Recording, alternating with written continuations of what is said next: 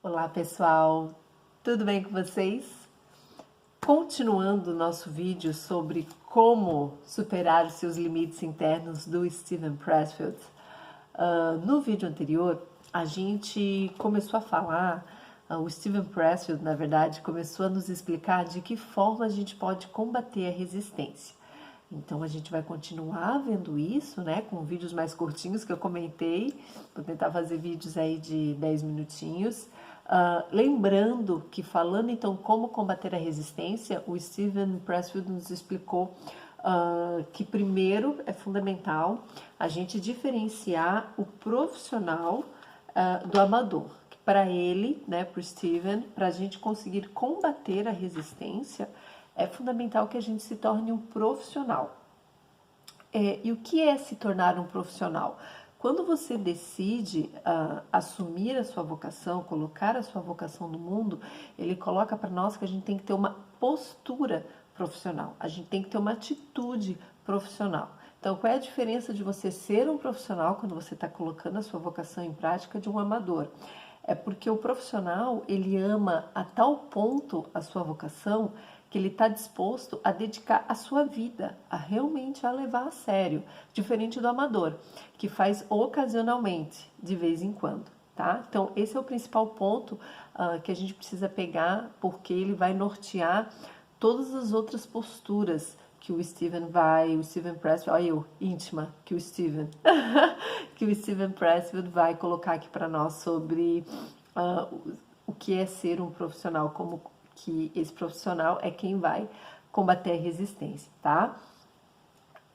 Inclusive ele colocou, né, deu uma canjinha, ele falou daquele escritor do Somerset Maugham, que estava numa entrevista e perguntaram para ele, falando da inspiração e tudo mais, e ele respondeu que a inspiração vem sempre, todos os dias, às 9 da manhã em ponto, porque ele cria esse ambiente para que a inspiração venha, ou seja, ele tem uma postura profissional para poder colocar a sua vocação, que é escrever, no caso do Somerset.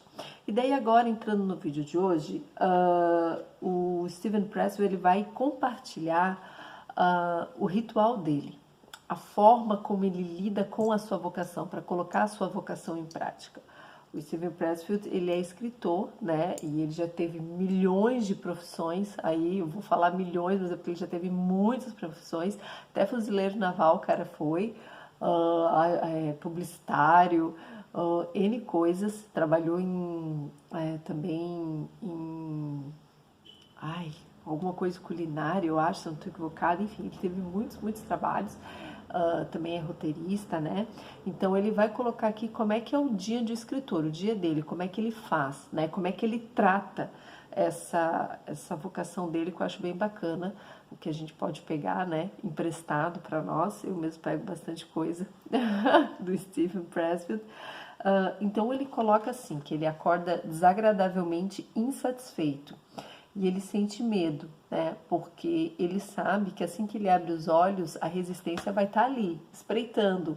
É como se a resistência falasse: hoje eu vou te pegar desprevenido. Hoje eu vou te pegar por alguma porta aí que você vai me deixar aberta, né? Então ele fala: eu percebo que a resistência está em minhas entranhas. Eu a respeito muito, porque sei que ela pode me derrubar tão facilmente a qualquer hora quanto a vontade de beber pode derrotar um alcoólatra, né? Então ele fala que ele acorda, ele se ocupa dos seus afazeres cotidianos, mas ele sabe que numa determinada hora, que nem ele falou do Somerset, ele vai ter que sentar, porque no caso dele é um escritor, e vai ter que escrever. Né? Se você for um atleta, você naquela hora você vai ter que pegar, se dedicar, fazer um exercício físico, vai ter que treinar sério, vai ter que dar o seu 100%, por mais que naquele dia talvez você não esteja tão disposto para fazer, né? Então, se você está estudando para passar em alguma prova, né, que é importante para você, enfim, se você é um cozinheiro, musicista, que vai ter que treinar fios para uma música que vai apresentar, enfim, vai ter que se dedicar em determinado momento do dia, você vai ter que sentar e fazer, né? Então, ele fala aqui, estou totalmente consciente do princípio da prioridade, que estabelece que entre parênteses, você tem de saber a diferença entre o que é urgente e o que é importante. E B, você tem de fazer primeiro o que é importante, porque o urgente Gente, qualquer coisa pode se tornar urgente, né? Mas é importante na sua lista do dia a dia você estabelecer as suas prioridades. E a sua prioridade sempre tem que estar também o seu projeto a longo prazo.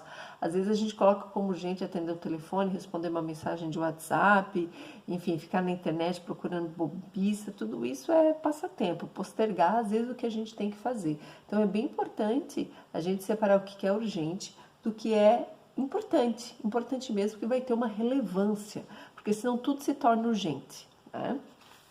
E ele fala, importante é o trabalho. Esse é o jogo que eu tenho que jogar e neste terreno eu tenho que dar tudo de mim naquele dia, 100%. E nessa parte aqui do livro eu acho legal que ele coloca o seguinte, ele fala, acredito realmente que meu trabalho seja crucial para a sobrevivência do planeta? Claro que não. Isso aqui é a chave. Eu acho que quando você está colocando a sua vocação aí, o seu plano, o seu planejamento, o seu projeto em prática, né, colocando aí no ringue da vida, é importante que a gente entenda que esse projeto ele vai fazer sentido, ele vai fazer diferença para você, para elevar o seu nível de consciência, para você fazer diferença no mundo, no teu mundo. Não necessariamente você vai mudar o mundo, apesar de que isso acontece. Inevitavelmente, porque quando outras pessoas estão vendo que você está tendo a ousadia, a coragem de se colocar no palco da vida e colocar a tua vocação ali aberta para todo mundo, para críticas positivas e às vezes nem tanto, isso incentiva, isso causa inveja, isso outras pessoas se sentem motivadas a estarem fazendo o mesmo, né? Ah, se um está indo eu posso também. Enfim, gera críticas positivas e negativas. Então, inerentemente, inevitavelmente, você muda também o mundo, porque você está elevando sua consciência, né? Sêneca, ali, os estoicos, eles falam, quando um ser humano dá um passo em direção a elevar a sua consciência, que vai melhorar a si mesmo, ele está melhorando a humanidade, porque ele está contribuindo para ser uma pessoa melhor. E, consequentemente, ele vai ser uma pessoa melhor para quem está ao redor dele.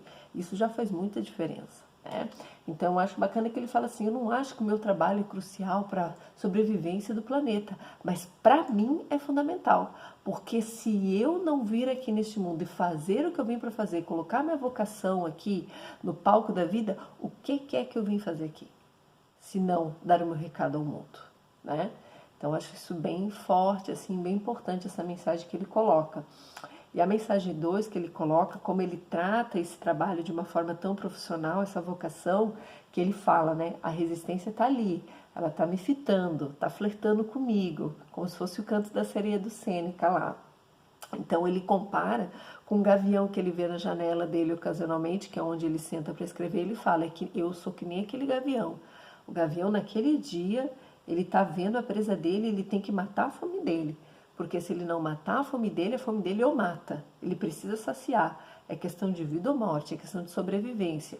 E ele fala, eu também. Eu preciso, naquele dia, cumprir a minha tarefa e dar o meu recado ao mundo. Então, eu me proponho a escrever 4, 5 horas por dia. Eu preciso sentar a bunda, desculpa a expressão, escrever.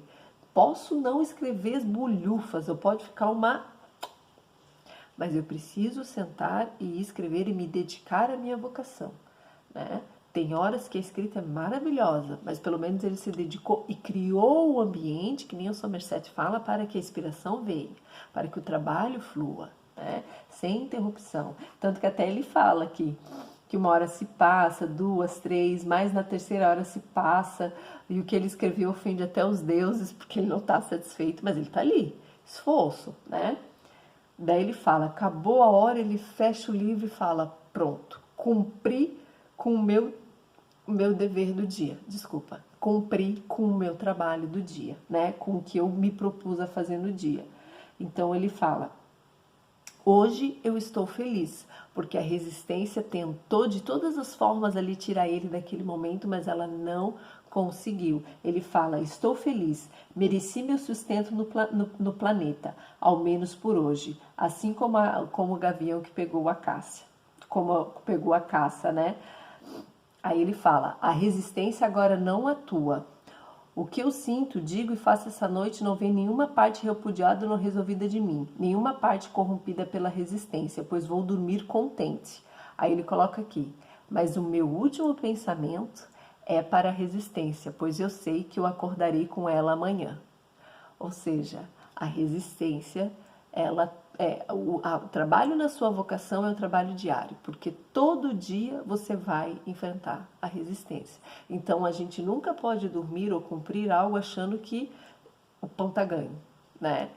Todo dia entrar com a mesma motivação, com a mesma determinação, tá? Eu vou me alongar um pouquinho e depois eu vou passar, vou cortar e vou pro outro vídeo, tá? Ele também coloca aqui que, como eu disse, o Steven Pressfield, ele se alistou no Corpo de Fuzileiros Navais. E daí ele coloca aqui no livro, você quer ser um profissional, você quer colocar sua vocação no mundo, então você saiba que você tem que saber como se sentir péssimo.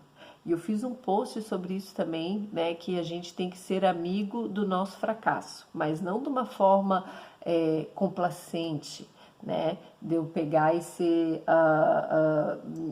me confortar com o meu fracasso. E a mesma coisa que ele coloca aqui, como se sentir péssimo, né? Ele fala que os fuzileiros navais das Forças Armadas, eles são dos piores que tem. Em que sentido? Que os fuzileiros navais até tiram sarro da marinha, do exército, que fala que aquilo ali é tudo frufru, que os caras durões são eles, porque eles são aqueles que sabem se sentir péssimo, né?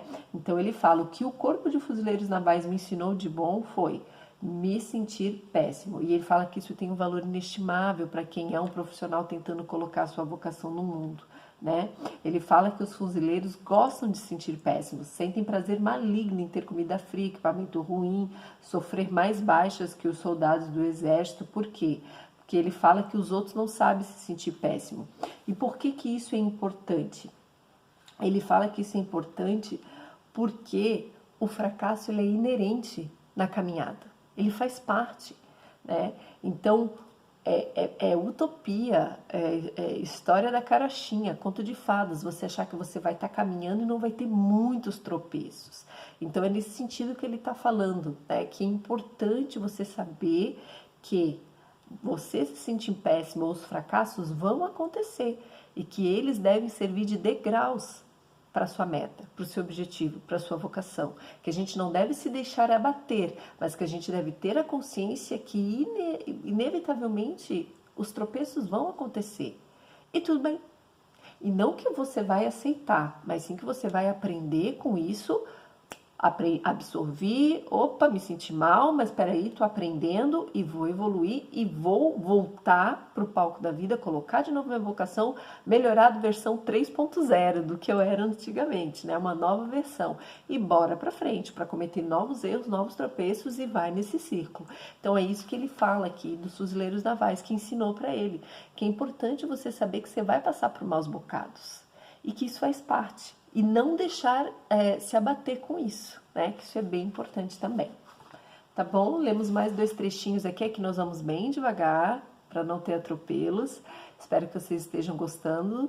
E depois continuamos no próximo vídeo a falar sobre como podemos combater a resistência, que é sendo um profissional. E o Steven Pressfield está explicando para nós como é esse profissional que ele idealizou, que consegue combater a resistência.